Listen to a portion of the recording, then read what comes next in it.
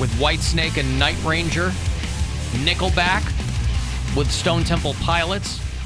That Ministry tour that's hitting the Agora in July. Killswitch Engage.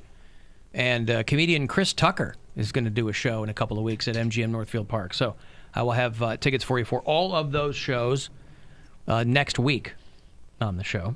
About 7 minutes away from another $1,000 for you. 30 past every hour got shot for you to go fund yourself, should you attempt to take it.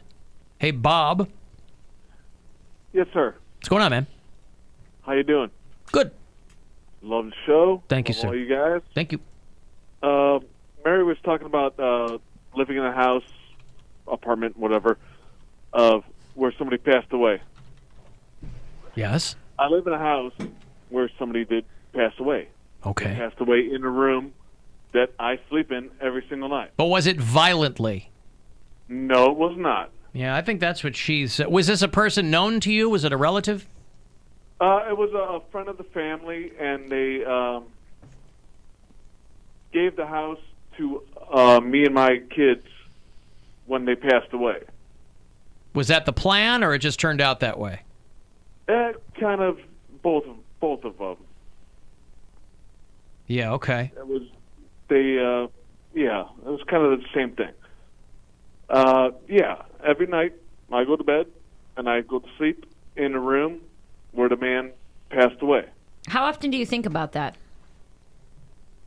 I really don't. I mean, once in a blue moon I do, but it's not... Like if you need a real good one when you're cranking it? No. There's a ghost watching me. Oh, no. It's not creepy at all, and I don't see any reason why you wouldn't be in a house where somebody passed away. I mean, I understand of what you're saying of, somebody was murdered. Yeah, listen, apparently, it's comes all comes back around to Jesus. Yeah. I actually have pictures of them in the house. That's creepy. As a remembrance of them.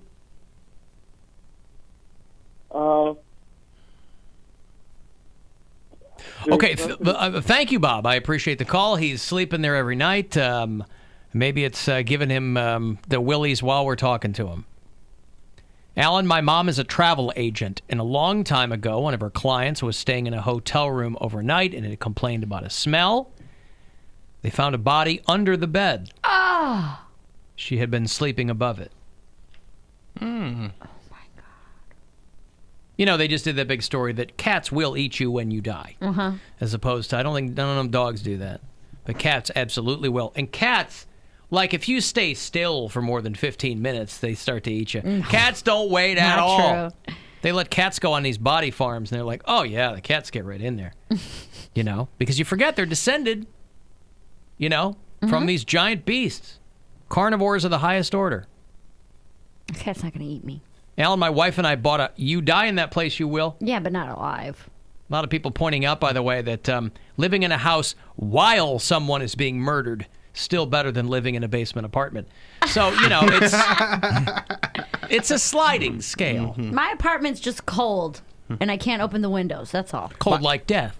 No, cold like winter. One of the houses I lived in Oberlin, they have a lot of those homes that were like a part of the Underground Railroad. And I remember one house, after we moved out of the house that I grew up in, we rented it, and there was a cellar door, which I thought was like a wine cellar. I opened it up, and it just looked like essentially like a prison. But it was just a bunch of bricks, and then it had like a little bench around and to complete the square. I was like, oh my God, there were slaves sitting in there. So I know someone probably died in there. I get slaves, the history of things like that, like Underground Railroad and Chirp. It didn't make it any less creepy. No, though. It's still creepy, but how some people could think that was kind of cool, or hey, this was a part of I did not go in that basement or whatever. But yeah, I did not go in that basement at night because it was really creepy. Yeah, the Underground Railroad. I mean, you think, Bill, about all the people that died in those train cars. That's creepy. Alan. Yes, they wouldn't let them die, and they would always say that it's like Disney, where they take them off property and then pronounce them dead. Oh, that's what it is. Massa got me working. That's right. They pronounce them dead. They're like, dead. They sing as they leave. We needed to get a vet out here to pronounce it. It's never finished. Master got me working. Someday Master set me free. Alan, my wife and I bought a house where the previous owner had committed suicide in the garage with carbon monoxide. We got the house way below market value, but after a while I started having weird dreams. That's what I'm saying. Also, his mother insisted on coming over and repeatedly showing us how the emergency release on the garage door worked because she was convinced it was an accident. Yeah, it's not an accident. No. If the garage door is shut and you turn your car on. Right. You have ample time to get a, whoops, oh, what am I doing? Yeah. You know? I wouldn't She's want so someone's mom coming tired. over and being like, "Hey, this is how this works." That's annoying. I don't want you guys to do what my son did. Right. It's like the guy in Office Space decides to not kill himself because the wife opens the door and Oh, then yeah. pulls out, jump to conclusions Jump to guy. Conclusions, Matt. Yeah. Yep. Living for today. Living for today. Alan, unbeknownst to me, I lost my virginity in the same room that his grandmother died in. Woof. At the same time. Yeah. She was under the bed. She was over in the rocking You chair. better make this fast. That's right. Hey, speed it up, Sonny. I'm trying to get to my great reward. My great reward. All I'm saying is that the movie, This camera's getting heavy. the movie Jaws gave me nightmares. Okay. The movie Jaws gave a lot of people nightmares. I saw What's it the like idea? 5 years ago. Oh. Yes. Okay. So I don't think I could. That's my argument. I don't You think need that to I could. desensitize yourself. That's what it comes No. down But to. sharks Absolutely not. are real. So is death. Yeah. But And ghosts murder. are not. You're talking about the aftermath of death. I'm saying that I don't think that my brain could handle living in a place like that. I would be thinking I'm laying somewhere where someone got their life taken from them. Could you live in a house where someone had a live shark? Probably. How big is the shark? It's Like a bathtub shark? It's a great white. It's a Grand Blanc. So now you're Just- trying to I get wouldn't me want to live there just because that's a lot of upkeep. right. You're taking me out of the basement and putting Saltwater me in a tank. boathouse. Yeah. My boyfriend died in the place where we lived, and I'm still living there. No way. All right. That's different. You're holding on to some things you don't want to let him go. You know what I mean? Like that seems like this was our place. We're still together as long as I live here, kind Or of a it's just thing. where she And lives. I mean, I don't know. If I had a significant other die, well, we already know where I stand. If they died in an apartment, I couldn't even live in an apartment, the house that we lived in together. I had to move out 2 weeks later. Like I can't be here if we're not going to be together. All those memories and Need everything. some Yeah. desensitization to I don't marry. think so at all. You I know, think maybe more more murder. More No. what's that? Confrontation therapy? What? Aversion Aver- therapy. No, aversion is It's where they make you whatever you're Yeah. afraid of. You have to Right. immerse yourself okay. in Yeah, it. aversion therapy. No. I don't think that being geeked out by murder is a poor quality to Again, have. I'm not trying to convince you of anything, but I think that You're hung up on the fact that I said I wouldn't even live there for free. Yeah, I think everybody's got a price. I mean, 'Cause of the ghosts. You've made it clear you don't have Not one. even just because of the ghost, because I could not sleep in that house. When you say it out loud. I would be laying in a bed knowing someone was murdered in this room. Somebody's Understood. life was taken from them in this room, and they had nothing. They had no control over it. What I'm saying That's is, messed up. what I'm saying is, if you were to look indefinitely into the past, wherever you were staying, you'd go far enough back, and something would have happened there. Maybe a Native American warrior had been slain on the That's undeveloped different. land where now your dank, cold garden apartment now sits. That's you go far. completely different. No, it's just a matter of time. Right. Right. It's 100% a matter of time. If there Comedy was, equals tragedy plus time. You should find all of it hilarious. I mean, saying if there was a war hundreds and hundreds of years ago where people died, I'm not saying And I there want was. to live on a battlefield. more than one. I'm not saying that, but that's different than 5 months ago this guy was killed here and that's why your house is free. When Gwen and I went to Paris, one of the things that she really wanted to do, and I was right there with her, was to go down into the catacombs, where it's just piles of bones and skulls, and all the people who were like killed that were put in cemeteries in the French Revolution, all this stuff, hundreds and hundreds of years of history, lining these caverns down underneath the streets of Paris. Would you go down there to look face into skulls and bones and, you know? I don't know, man. Because, so I went to the art museum a couple weeks ago, and they have artifacts. They don't have bones and skulls and things like that, but they have, like, this piece is this old, and this person was buried in it, and whatever. And that kind of weirds me out, but when it's a history thing, I think it's different. You're not asking me to live in the catacombs. But all death, by definition, is history.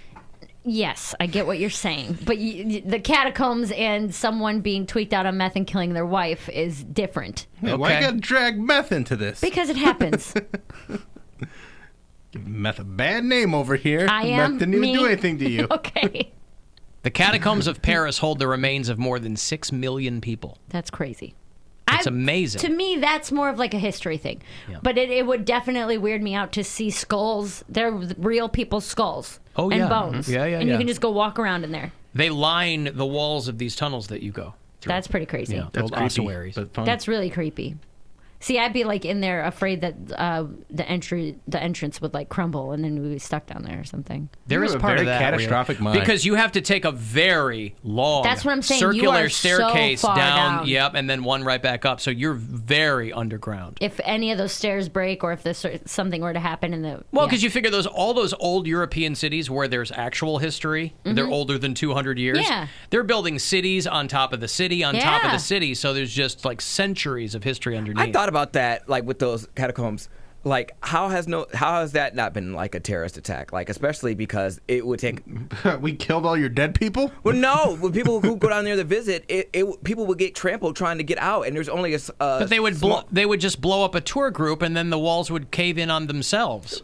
I mean, it's not that many people probably down They're there. looking to at one blow time. people up above ground. I They're don't not know. looking Lots to blow. of 'em. Yeah. I don't have a catastrophic mind. Going stories underground, and yeah, that's a little bit of a panicky situation for a lot of people. That's not a catastrophic mind. Catastrophic mind is like I'm afraid to walk across the street because I might get hit by a car. That's different. Hey, first let me give you this money. I got $1,000 as promised, a chance for you to go fund yourself. Good luck. Hey, it's Rover. Go fund yourself. We have your shot at $1,000 now. Text the nationwide keyword CRAZY to the number 200-200. You'll get a text confirming entry plus iHeartRadio info, standard data, and message rate supply in this nationwide contest. That's CRAZY to 200-200. Good luck and go fund yourself from 100.7 WMMS. Hey, Dean. Yes. What's going on, Dean? Not much. Hey, I got a crazy story for you. I'm a long-time listener, first-time caller. Thank you, sir. My uncle ended up shooting my aunt with a shotgun in a chair, and he left her there for a couple of days, and he called my niece up and says, hey, come over, I have something to show you. She came over and showed him, and he ended up going to prison for that, and I guess he died in prison. We haven't heard anything since, and it's been about 15 or 16 years. Who lives in that house now? I'm not sure. It was over in Euclid off of 200th Street, 210th, I think, or something. But like none of your family members were like, yeah, let's get it on the cheap. No. That's what I'm talking about. What about the chair? This deranged man, I think it's fair to say deranged, where he shot his wife and then called his daughter over to say, hey, I got to show you something, and then showed her Yeah, that's pretty his messed up. murdered mom. And you guys are like, yeah, but half an asking price. I mean, who wouldn't want to live there? Well, listen, But I'm not connected to those people. I'm not in the family. It's an awful, awful situation, but I'm not in the family. And why does the house I'm have to me. suffer? You know what I mean? Why should I suffer? Think about that architect. He Why? was like, I don't want my Thank you, art Dean. to go to waste. Okay, thanks. Architect. Thank you, Dean. All the classic architecture. And you would. All the Greco-Roman, beautiful, yeah. Took a lot of work to design that. A house in Euclid? He let it perish away. Yeah. Perish away. Carpenters had blood, sweat, and tear into that house. How do you know? Yeah, there was a lot more blood from her. Yeah, I'm not connected to those people. I can't compartmentalize my mind like that. I understand. It's something I can't do. Hey, Jack. Hi. This is a slightly different take on the whole sort of bad energy in houses conversation, but I think it's related. About 7 years ago, my wife and I moved into a very old house, and when we moved in, there was this handyman, and he was moving out furniture. And we asked him what he was doing, and he said, well, the lady who had lived in the house before us was paying him in furniture to help her move out. And they talked to the neighbor. The neighbor said, what handyman? Yeah, exactly. No, that's not where I'm going with this. But yeah, busted its old shifaroo. Yeah, exactly. Ooh, good word. Shifaroo. Yeah. So anyway, some time goes by, about a month goes by, and my wife and I get a garbage disposal we need to install into our sink, and we were looking for a guy to install it. We got the number of that handyman, so we called him to come back. When the guy had been moving out furniture originally, so I'm backtracking a little bit, there was this big, creepy, dresser with a mirror in it up on the third floor of the house. And it looked like it was from maybe the 1920s. Anyway, he had taken this mirror with him as part of his payment for moving her out. And he came back a month later to help us install our garbage disposal. And I was talking to him as he was putting it in, and he said, "Hey, did I tell you about the haunted mirror?" I'm like, "No. What about the haunted mirror?" And he said, "Well, that big dresser with a mirror in it that I took out of your house, I took it home and I put it in my garage with all the other furniture I take from the house. And I decided I wanted to put a new glass, a new mirror on the dresser. So I unscrewed the glass. When I unscrewed it, I saw on the wood behind the mirror, burned into the wood, was an image of a pentagram and a goat head. Just right there. And so after my wife and I heard that, we were, I think, understandably a little unsettled. But the guy, I mean, that's something that was on the mirror, but did he have any kind of strange phenomena happen? He called it a haunted mirror. I mean, did anything? Yeah, he did. Well, exactly. He called it a haunted mirror. He didn't say that, a lot of bad things happened, but it's just after we knew we had this sort of satanic piece of furniture in our house, we were concerned, and nothing particularly creepy happened. So again, it's just one of those things where it's you don't really know what's in your house or who was there before you moved in, but it just certainly gave us we don't live there anymore, but it definitely gave us reason for pause. We were definitely a little concerned after that. It's the haunted shifaroop. Yeah, bust it up. Yeah, he's got a satanic credenza in there that he's got to take care of. All right, thank you, Jack. Yep. All right. I mean, somebody did some woodworking with a pentagram and a goat head. I mean, unless you got black goo coming out of the walls or the outlets, I wouldn't worry about that. You got some Amityville horror type situation. Yeah. Maybe this person liked pentagrams and goats.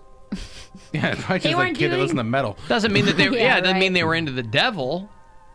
And even if they were. What's the matter with that? What, the devil can't have good taste in occasional pieces? What's the matter with that? All right, I've got to take a break here. Hey, if you want to give me a text, 35192 for that. There's plenty for you to waste your time with at alancoxshow.com. If you want to look into getting on Poundcake's Polar Blast team, you can certainly do that as well. Go to alancoxshow.com, use the keyword Polar Blast. The Alan Cox Show on 100.7 WMMS. And everywhere you go.